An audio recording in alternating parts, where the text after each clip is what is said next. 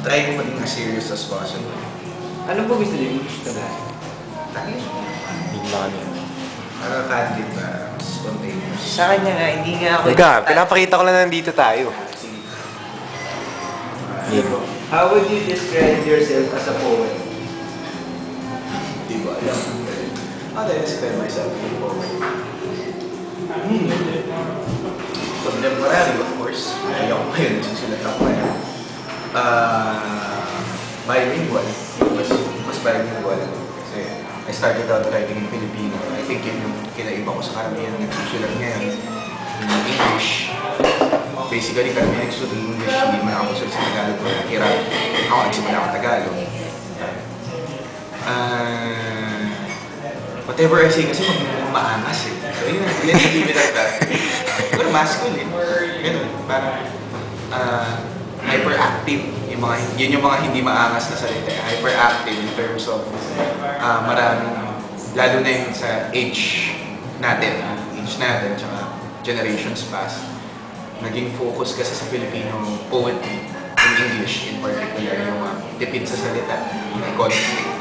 Gawing economic yung salita, yung line cuts, may yung mga linya, tapos yung mga salita parang may idea na the better poem is the sparser one. Better poem is the more minimalist one. And I for one reject that. It doesn't necessarily mean na matipid ka salita, maganda rin ito. Hyperactive kasi mas pinipilit kong gawing mas textural yung tula. When I say texture kasi, ang ibig sabihin mas marami kasi nasabi, mas makapal in terms of mas dense yung mga maraming images, maraming statements, marami kasi nasabi talaga. Yung mga lines mo, hindi maiksik, hinahabaan para mas konting silences. So parang ang dami-daming sinasabi. So isa dun sa mga, I guess isa dun sa style ko yun na hindi marami yung gumagawa ngayon. Yun yung isa kong masasabi. Yung Arts for a Festival of Sun, naisip niya na ganun talaga kahaba yun? Tula. Or humaba na siya ng haba siguro? Naisip ko na gusto kong gumawa ng isang series na maraming maikli na may subdivisions.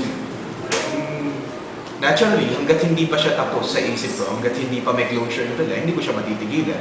So, humaba ng konti. Actually, maiksi pa. Ilang parts ba? 7 parts ba? Yan.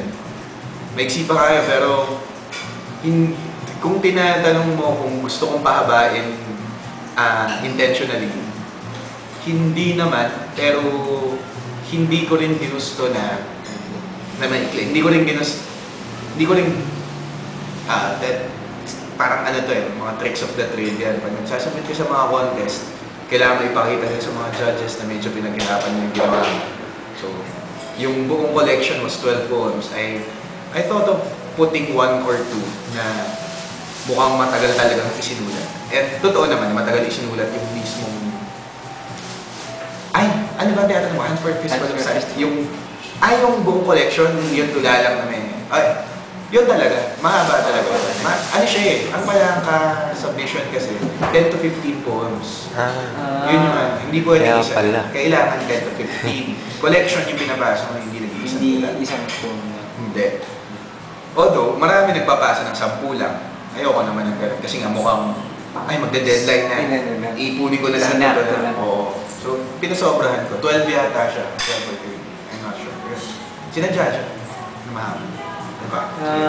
Ano po nag-inspire sa inyo para sulat yung Hands for a Festival? The whole collection I wouldn't say na merong singular inspiration. Kasi napansin ko na yung isa doon sa mga tanong, tanong kung gaano matagal. Pare, taon yan. Isang taon yan. Yung ibang tula doon, more than a year old nung nag-deadline. Inspiration...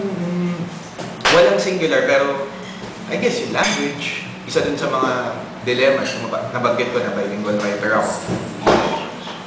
Nabanggit ko na nagsusulat ako both in English and Filipino. Tapos isa dun sa mga dilemmas na gusto kong i-tackle was the issue of language. Parang kailan appropriate na magtagalog sa isang tula or ano yung naging effect sa pagtula ko kung hybrid yung culture na pinagalingan ko. When I say hybrid, Filipino and English, or yung culture na sa isang banda exposed ako dun sa mga